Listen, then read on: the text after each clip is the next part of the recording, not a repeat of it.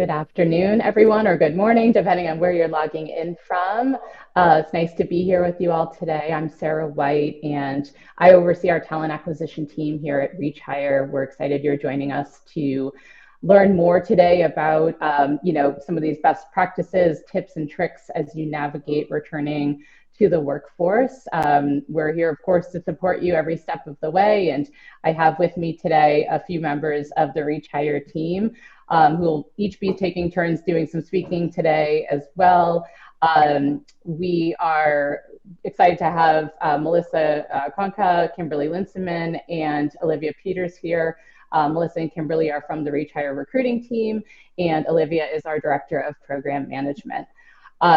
We will be recording this session, so definitely as you you feel free to jot down notes, but rest assured we'll also send everything out to you after the event just to make sure that if you missed anything, you've got the recording to follow up on different tidbits and tips that you want to take to the next step on your end.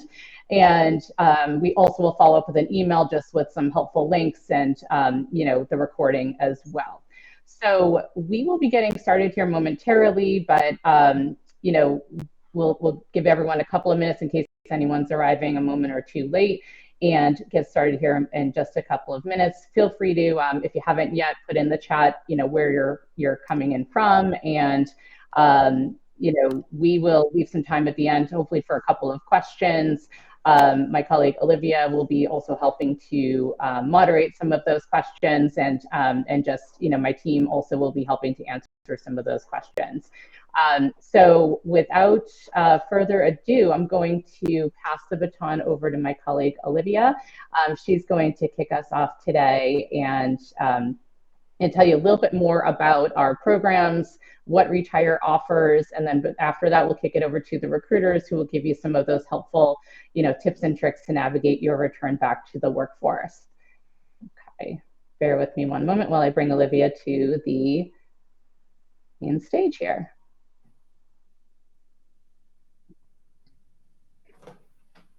Thank you, Sarah. Hi, everybody.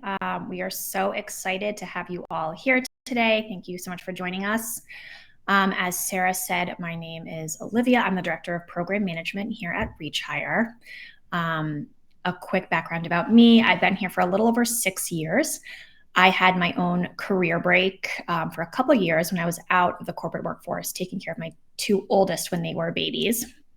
And several of the women on our program management team also have a similar story. So we know firsthand what it is like to restart your career and navigate that journey back to work. What I love about our role as program managers here is that we are really there every step of the way, and we walk alongside every one of our returners during the program to help you be successful.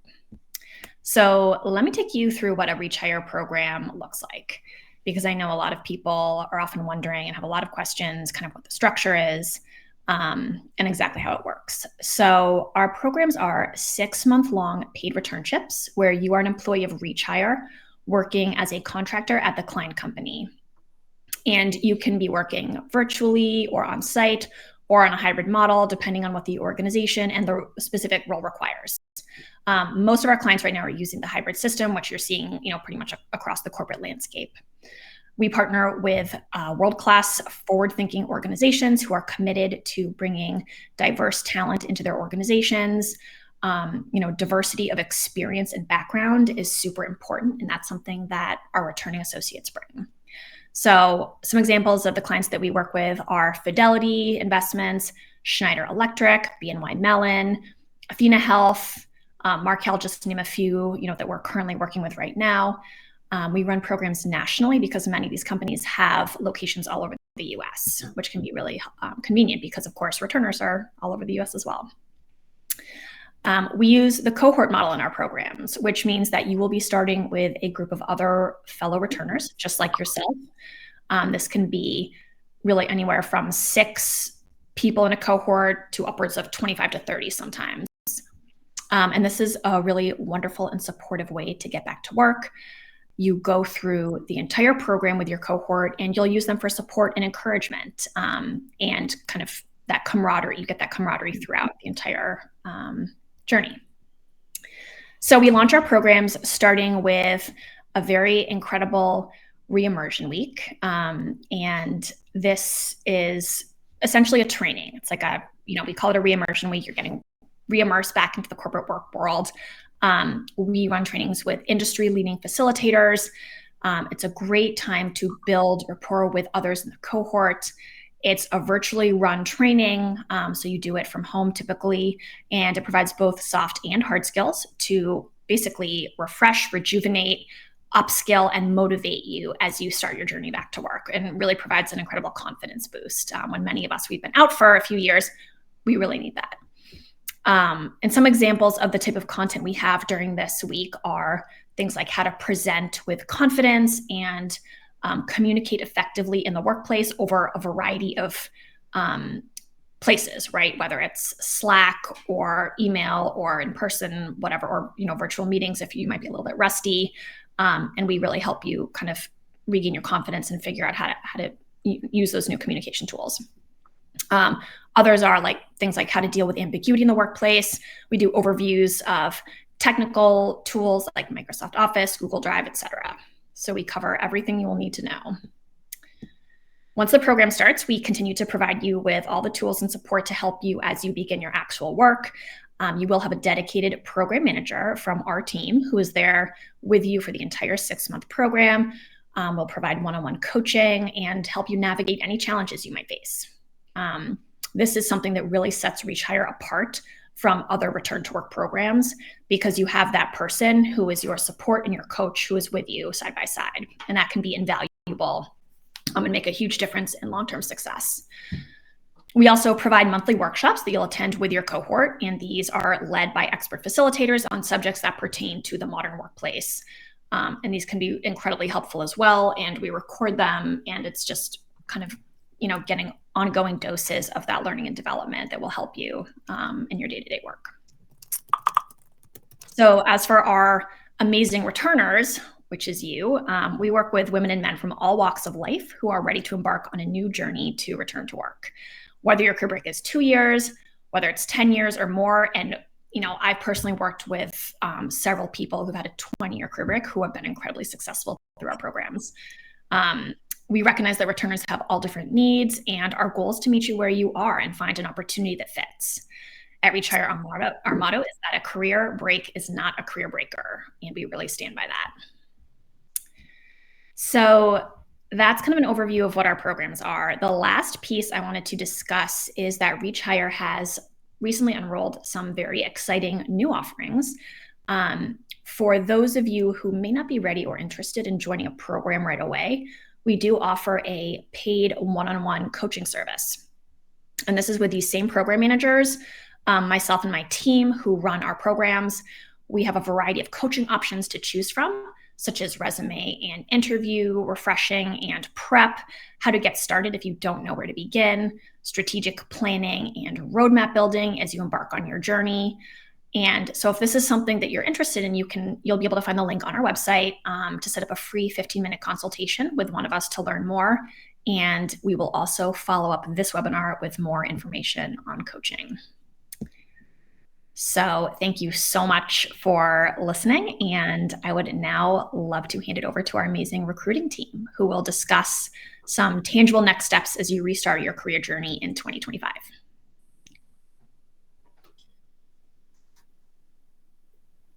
Awesome. Thank you so much, Olivia. I'm Kimberly. I'm on the recruitment team here at ReachHire. I've been at ReachHire about 3 years, done pretty much all of my career in corporate recruiting, but this is by far my favorite role. I absolutely love talking to individuals like you, helping you get back into the workforce with these amazing companies that we partner with. So happy to be here today, and thank you for joining us. So as Olivia mentioned, we're really here to meet you where you are at your journey. So if you've just started thinking about going back to work and you're really not sure where to start, or maybe you've been applying for 6 months or a year or more, and you're really looking for guidance on how to update your resume or your LinkedIn or how to best prepare for interviews. So we're going to talk to you about both of these options. And Melissa, my colleague, is going to start by talking you through some of our best tips to help you get started if you're really just starting your return to work journey. Thanks, Kimberly. as she mentioned, my name is Melissa. I am also on the recruitment team here at ReachHire. I've been with the organization for about 2 years, and my background, excuse me, is also in corporate recruiting. I too am a returner. I took a 10-year career break to focus on my children, and about 6 years ago, I decided to go back to work full time.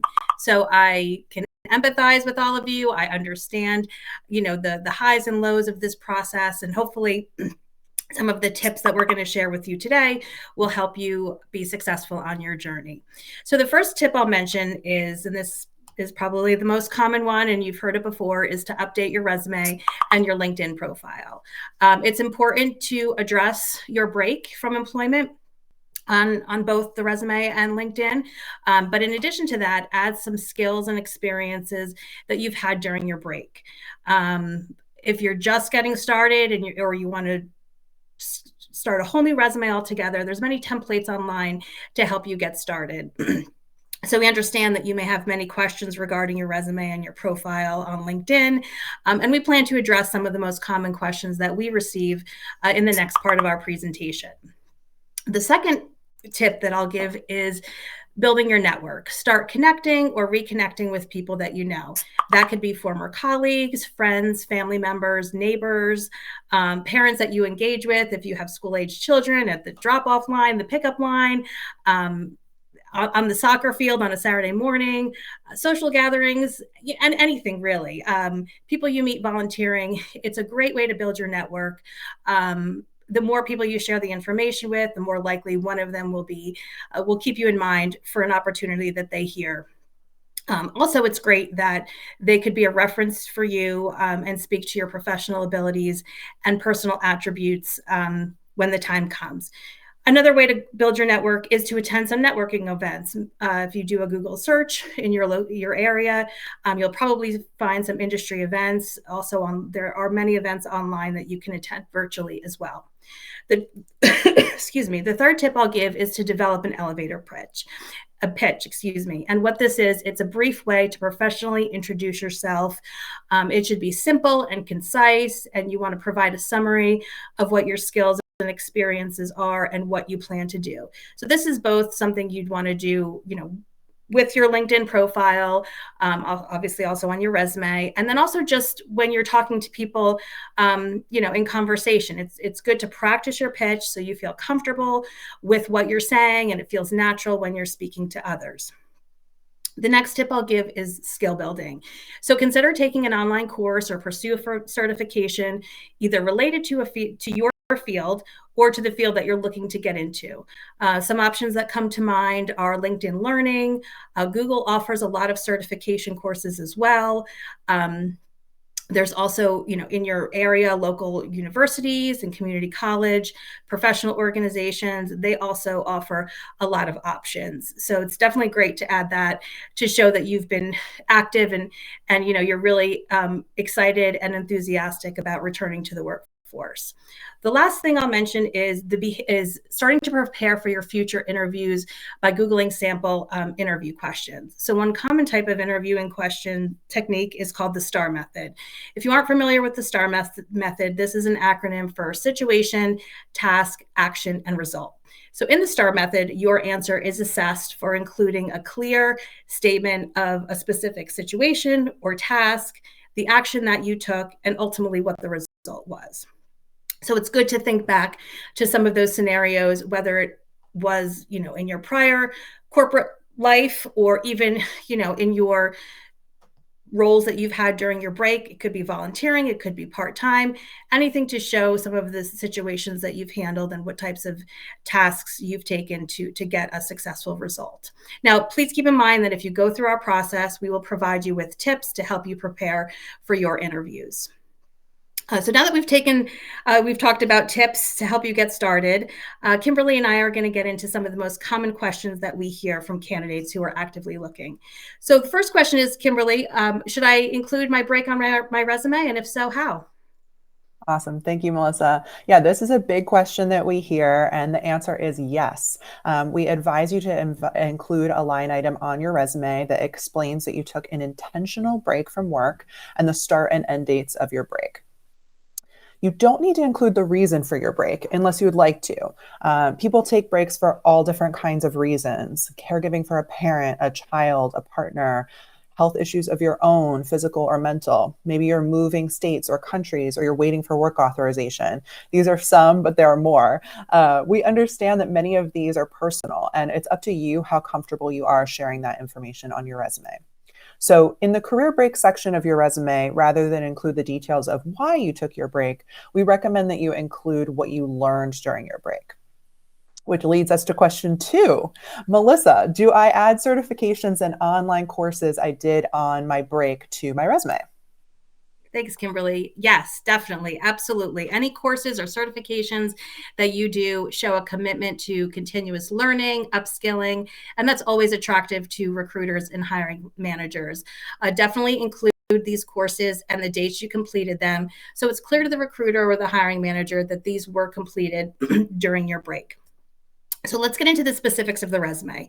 Kimberly, how long should the resume be, and does it have to be one page? Great question. So 1 page used to be the norm, but 1 to 2 pages is ideal. It's hard to fit a long career onto 1 page. So if that resume goes to 2 pages, that is totally fine as well. Okay, great. So 1 to 2 pages it is. So should I include work that was not related to my field of choice that I may have done during my break? So some examples of that are part-time work, maybe retail work, working for a small business, or even volunteer work. Yes. So I love to see when people include the volunteer work that they've done or the work that's not directly related to their last career. I think it really shows what you were doing during your break.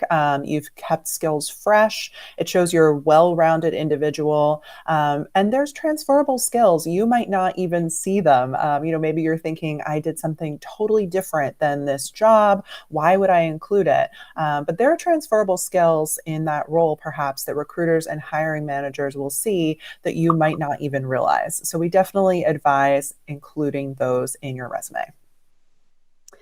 So Melissa, let's talk about LinkedIn profile. How do I add my break to my LinkedIn profile, and what should I say?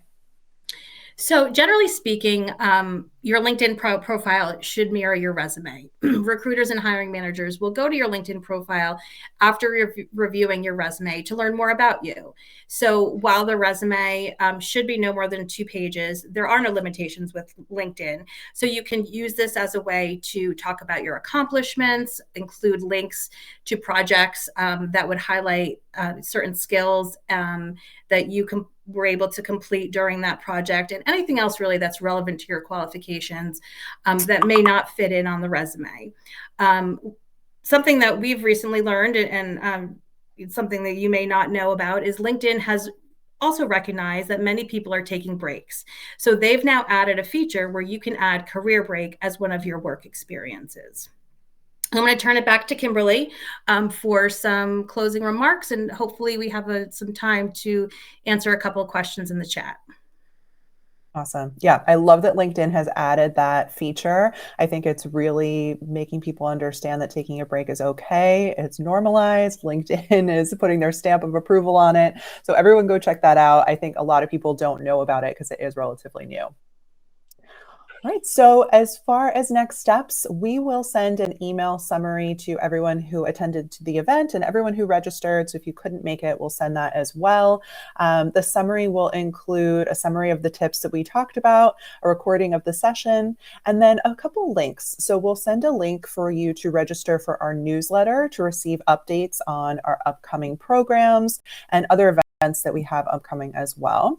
We'll also include a link for the coaching sessions that Olivia referenced earlier on. So if you're interested in those, you can sign up for coaching sessions.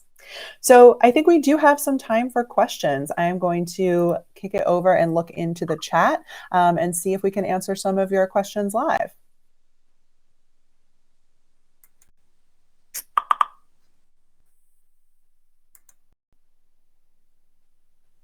Olivia, can you tell us what some of the questions in the chat are? Yeah, absolutely. Can you guys hear me? Yes. Yes.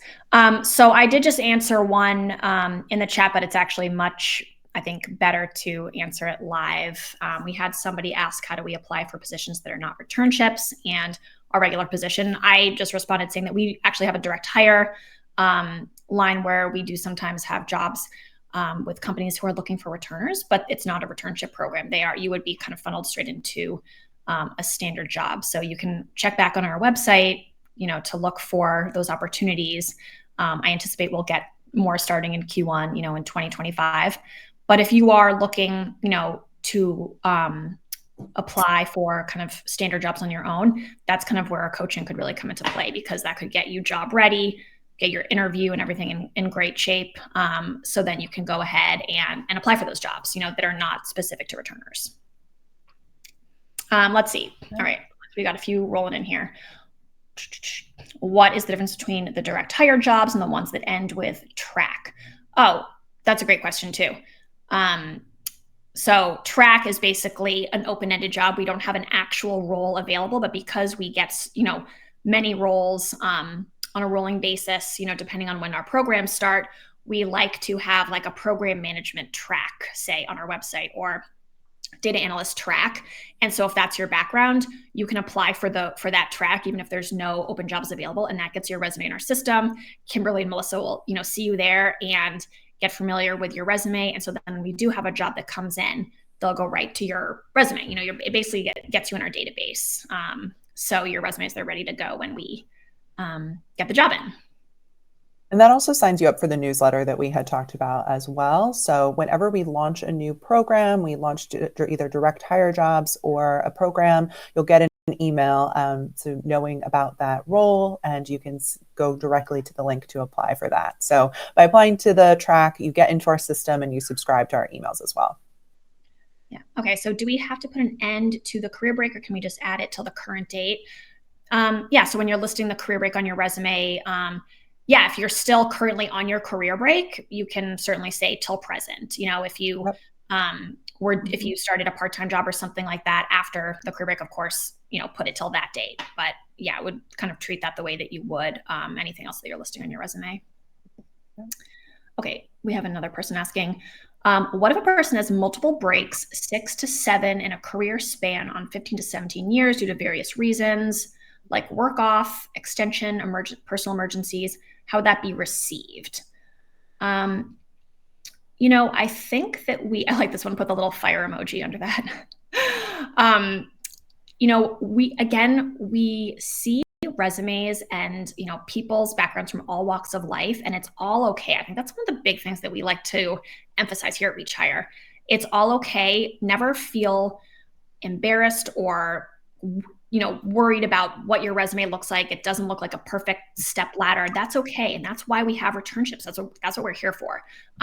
So you should put as much as you're comfortable with on your resume. I would run that by you, Kimberly, Melissa, as well. But I would say, like, put whatever you're comfortable with, but leave off what you're not comfortable with. And you can just kind of say sabbatical. You could extend, if you have 2 sort of back-to-back breaks for different things, you could just sort of blend them in and just say career break for family reasons, or something like that. Does that sound like that makes sense to you?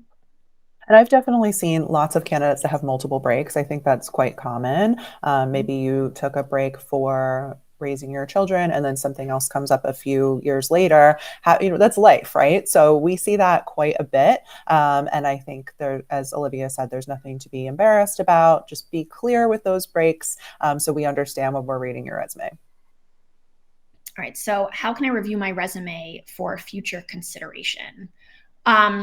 So if you're talking about kind of revamping your resume, you can, always sign up for the coaching services that we offer if you want to kind of get your resume in good shape on your own. However, please keep in mind, when you send your resume over to ReachHire, it does not have to be in perfect shape.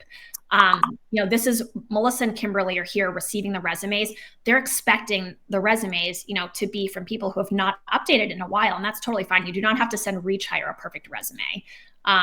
We will help you when we're then forwarding your resume to the client to review, for an open role. We can help you polish it up a little bit at that point. But you do not need to worry about getting it in perfect shape to send it to us. Yeah, that's a good point to bring up, Olivia. So, our recruitment team will review your resume, and if we think that you're a good fit, then what happens is we do a 40-minute phone screen, video screen with you to really learn more about you, understand your background and your experiences. And many times during that phone screen, we make some suggestions on your resume. We say, oh, we think we could actually move this experience to highlight a couple things that we know the hiring manager is looking for. We really do a little bit of coaching with you during that session to make sure your resume is in the best possible shape that it can be when we pass it along to the hiring manager for the program. Exactly. We have someone asking, do we have any for cybersecurity? I think we have had some in the past. So, we're never sure what's going to come up in the next year. But that's a big area. So I would anticipate, yeah, we definitely might in 2025. Okay. I have 15 years software development. Okay. Should I have a section on my resume to talk about it under a personal statement? Yeah, absolutely. I'll again volley this to the recruiting team. Should you include a section to talk about, with like a brief summary of your skills on a resume under personal statement or career summary or skills summary? Yeah, I think absolutely. Excuse me. I think this goes. I can jump in, Melissa, if you want to grab the water. But yes, we see resumes that have personal summaries in the very beginning of the resume, kind of that statement, just explaining who you are. It is a great way to concisely say, I've had this many years of experience. This is, what I'm looking for. Again, trying to keep the resume to 1 to 2 pages. So don't make that too long. And I think this is something that either in a coaching session or in that first round interview, we can help you tweak that as well. And I think I saw a question about an ATS question, how to make my resume stand out in an ATS. I'm getting some questions popping up on the left separately, so just want to address that. I will say for ReachHire, of course, we have an ATS, so everyone knows, is an applicant tracking system. It's the system that your resume goes into when you apply. Of course, ReachHire has an applicant tracking system, but unlike, I think, a lot of things that you might hear or chatter in the news or on LinkedIn, where there are these systems and algorithms that'll kick your resume out before a recruiter even sees it. I will say with ReachHire, we have a human with eyeballs looking at every single resume. So there is not, for us, there is not a way to game the ATS or make your resume stand out in the ATS. A member of our recruitment team will look at every single resume and review it and look at your potential, your transferable skills, your background, and assess if there's a role that would be a good fit for you, either for the role that you applied to or any of the roles that we know of. That's another thing that we do as recruiters. We're really thinking about, okay, look at this individual. Maybe they applied for a business analyst role, but looking at their background, we actually think they'd be great for a systems analyst role. So we're kind of always holistically thinking about you and where you can fit in. And I think that's something great about us. There is not an algorithm kicking you out. It is real humans reviewing your resume. All right, I see a few more pouring in. I'll try to kill a few birds with one stone here about the coaching. So let's see. So how does the coaching work? It's a one-on-one coaching set up with one of our program managers. It's a pay-for service, so you pay individually. And we have a variety of options and pricing. So you can set up a 15-minute consultation with one of us. That link is easily found on our website. And then we will send over the pricing and packages so you can decide if you want to go ahead. But we'll do a free chat through for 15 minutes if you want to explore, just kind of talk it out a little bit more. Let's see.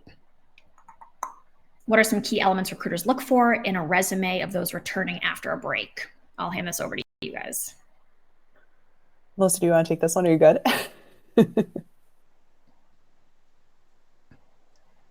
I'll try. Excuse me. Sorry. Of course, tickle in my throat came with the absolute worst time. I would say, some of the things we talked about is that you've been keeping up with your skills during your break.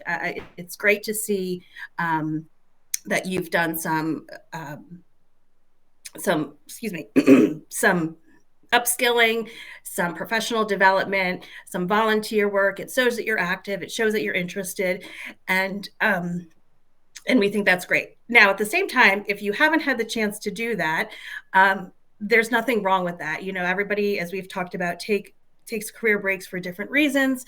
And if you just don't have the time, that's okay. We don't hold that against you. As long as you highlight your skills from your previous experience, and talk through your background, I think, you'll be in great shape.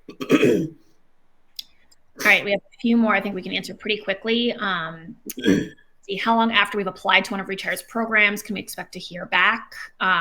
So we will let you know right away that we received your resume. You should get confirmation of that. And then if it looks like you are a good fit, one of our recruiters will reach out to you, typically within a week. If you haven't heard from one of our recruiters, that probably means they assessed your background and it may not be the right fit for this program or role, but rest assured, our recruiters are always comparing, the roles and your skill set. And very, very often someone applies for a role and then you'll get a reach out maybe a little bit later for another role that looks like a really good fit. Should I include my contact number in my resume? Sorry, silly question. There's no silly questions. Most people nowadays do not. I think they just put email, but this is a personal preference. If you're fine and want to get a phone call, that's great. But email is typically the way people are interacting to reach you when you first send a resume in. You also don't need to put, you know what? I'm sorry. I should have volleyed this to you guys. I think number's optional. The one I'm thinking of is your home address. You don't need to put your personal home address on a resume. Phone number probably makes sense along with email. Is that right? I would recommend putting your phone number on. Most of our interviews are virtual over Zoom. The first interview that you'll have with us, we'll send you a Zoom link, and then all of our companies that we partner with, it's Zoom or whatever platform they've decided to use. So they're not usually calling you on your home number or your cell number. But I think it's good to have that contact info in there, just so we have all of everything that we need if we did need to reach you. And I will say, if you get an offer from us, we do call your personal number. So I would say put it on there so we can call you and give you good news. Yeah, this is what happens when I try to answer questions that are out of my lane. It's all good, Olivia. How do I apply for jobs through ReachHire? Right on our website, really self-explanatory. Just go, there's a tab for returners. You'll see open jobs. It'll take you directly to our iCIMS job board link. We may not have any open positions right now, but that's just because it's the end of Q4 and we're not sourcing for any active programs right now. But again, rest assured, January Q1, check back and, start to see what's happening. And again, if you get on our email list, you'll be notified when we have, upcoming and open programs and roles. So I know we're a little over time here. Thank you all for sticking with us. I think we've covered most of the incoming questions here. Yeah, I was just going to say, Olivia, we can probably wrap it up. And I think if any questions were not addressed during this meeting here, you can feel free to send any one of us a LinkedIn message to connect, and we'd be happy to set up a one-on-one chat with you to address your questions. We understand there's a lot of people here. Not everyone's questions can get addressed in the 30 minutes, but we thank you for sticking in a few extra minutes here, and we hope that you found lots of great valuable content today from this event. And thank you so much for joining us. Thanks, everyone. Thank you so much.